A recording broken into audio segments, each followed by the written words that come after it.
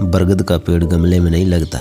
Banyan tree does not grow in flower pot. संकीर्ण सोच की वजह से मर रहे हैं लोग। बड़ा करने के लिए बड़ा मोटिवेशन और ज्यादा पावर नहीं, बड़ा सोचना जरूरी है। Broad think broad achievement. थोड़ा सा विचार शुरू कर लेने से आप दूर दूर तक निकलना शुरू हो जाते हो और उन चीजों को हकीकत में धरती पर उतारने के लिए अगर क्रिया करते हो तो जगह, स्थितियाँ और समय सब बदल जाता है। किसी का अपनी जगह से बिल्कुल भी नहीं बदलना, यही उसकी नार की अवस्था है और इसका मूल और बुनियादी कारण है उसकी संकीर्ण सोच।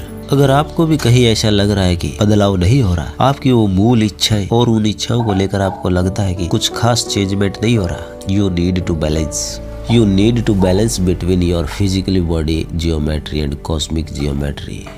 एक योगा टीचर जब स्टूडेंट से कहता है कि 30 सेकंड तक अपनी बॉडी को इस पोस्चर में होल्ड करके रखो, जल्दी बॉडी दर्द से कहराने लगती है और हम 20 सेकंड में, 25 सेकंड में या मतलब 30 सेकंड से पहले ही छोड़ देते हैं। इस फिजिकल बॉडी ने हमसे कहा कि नहीं होता, दर्द हो रहा है और हमने उसको छोड़ दिया, माफ कर दिया। आप जिसे मैं कहते हैं उसका बहुत बड़ा हिस्सा ये शरीर है। ऐसा आप सोचते हैं लेकिन ऐसा हकीकत में नहीं है, क्योंकि जब आप 5 बजे के अलार्म सेट करते हैं और अपने आप से कहते कि मैं मॉर्निंग वॉक पे जाऊंगा, लेकिन 5 बजे आपका भौतिक भाग मतलब आपका शरीर कहता है आपको कि शट अप, स्लीप, चुप हो जा, सो जा, और आप चद्दर को एक बार फिर से सिर तक खींच लेते हैं। ये सोने का किसने किसको किससे कहा, इस बात को जानने की जरूरत है। ये समझ ही बताएगी कि आपका भौतिक शरीर आपको कंट्रोल कर रहा है या आप अपने शरीर को कंट्रोल कर रहे हैं। लोग अक्सर जब योगा करते हैं, एक्सरसाइज करते हैं, तो वो विभिन्न मुद्राओं और आसनों में बॉडी को होल्ड करके ही तो रखते हैं। मेरा मतलब जाने अनजाने में सभी लोग यही प्रयास करते हैं एक्सरसाइज के माध्यम से, और शरीर से यही कहना चाहते हैं कि तू मेरी मान। अर्थात आप अपने स्वयं की बॉडी के कंट्रोल में नहीं रहना पसंद करते, बॉडी को आप कंट्रोल करना चाहते हैं। और आप ये देख भी पाते हैं एक्सरसाइज के दौरान, जब आपको किसी भी एक्सरसाइज के मान लो 20 सेट लगाने हैं, एक सिचुएशन में आप 20 सेट लगा लेते हैं और दूसरी सिचुएशंस वो है जिसमें आप 20 सेट नहीं लगा पाते, यानी छोड़ देते हैं बीच। दोनों सिचुएशंस में आपका अलग अलग मूड होता है। क्यों? क्योंकि नहीं लगाने पे फिजिकली बॉडी की बात आपने मानी, उसने कहा नहीं और आपने छोड़ दिया, माफ कर दिया, और लगाने पर आपकी बात इस भौतिक शरीर ने मानी, यानी आपने इसको कंट्रोल किया। और आपकी इच्छाएं भौतिकता में तभी उतरती है जब आप अपने शरीर से क्रिया करवाते हैं, और आप चाहो वो तभी पा सकते हैं जब आपका शरीर कोई क्रिया करता है जैसा आप चाहते हैं। आपका आपके शरीर के साथ कैसे व्यवहार है। एक्सरसाइज के दौरान जब आप किसी एक्सरसाइज के 20 सेट लगा लेते हैं या फिर नहीं लगा पाते, अगर लगा लेते हैं तो इस सिचुएशंस में आपको अहंकार की अनुभूति होती है। यहाँ पर कुछ समझने योग्य है। लगा लेने पर आपको अनुभव होता है कि देख कर लिया ना मैंने, घमंड होता है, अहंकार होता है। और ध्यान रहे अहंकार सदैव अहम को होता है, मैं को होता है। मैं मतलब मेरा, मैंने, माई सेल्फ। जरा सी स्थितियाँ साफ हो जाए आपको और आपके शरीर को लेकर कि हु आई एम, मैं कौन हूँ, इस मैं को जानने के ऊपर थोड़ा सा रिसर्च करना जरूरी है। और इस मैं को जानने का माध्यम है योगा।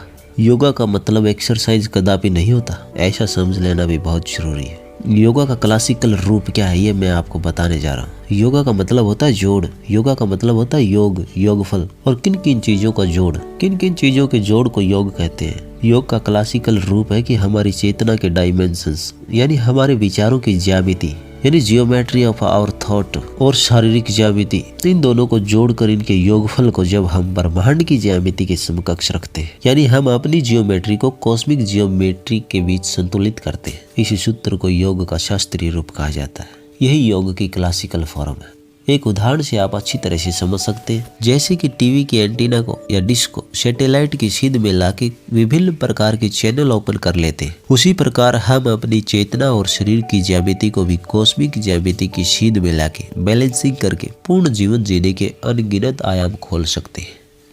अब आप जिंदगी के किसी भी क्षेत्र में काम करेंगे, उन्नति होगी, खुशहाली होगी, सफलता मिलेगी। आप चाहे जो चैनल चलाएं। अब सैटेलाइट से टीवी का एंटीना पूरी तरह से कनेक्ट है।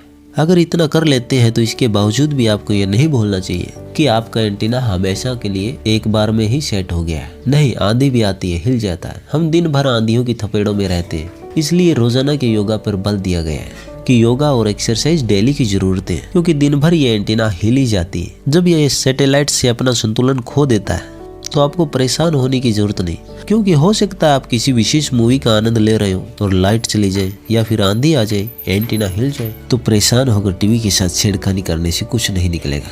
ये बैरियर्स, ये रुकावटें, ये बाधाएं, ये परेशानियां आदि भी जीवन के ही पहलू हैं। वेट करना होगा लाइट के आने का, आंधी के जाने का, स्वीकार करना होगा इन सब को। और क्या पता रात दिन एक साथ टीवी चलने से इसके इलेक्ट्रिक पार्ट्स गर्म होकर फट जाए। तो इसलिए हो सकता है ये चीजें जरूरी हो। और अपनी जियोमेट्री को कॉस्मिक जियोमेट्री के साथ संतुलित रखने के लिए रोजाना इस एंटीना को सेट करते रहे। आंधी आ भी जाए तो किसका जोर है। और तुझे सैटेलाइट की प्रक्रिया को समझने की जरूरत नहीं है कि किस आधार पर काम करता है। इस एंटीना को इसके साथ संतुलित करने की जरूरत है बस, कि ये किस ज्यामिति में इसके साथ ठीक बैठता है। ब्रह्मांड को नहीं, तुझे अपने आप को समझने की आवश्यकता है। ये भौतिक शरीर तू है या तू ये भौतिक शरीर है। Who I am? I'm again saying to you, research on this. सब कुछ यहीं से शुरू होगा।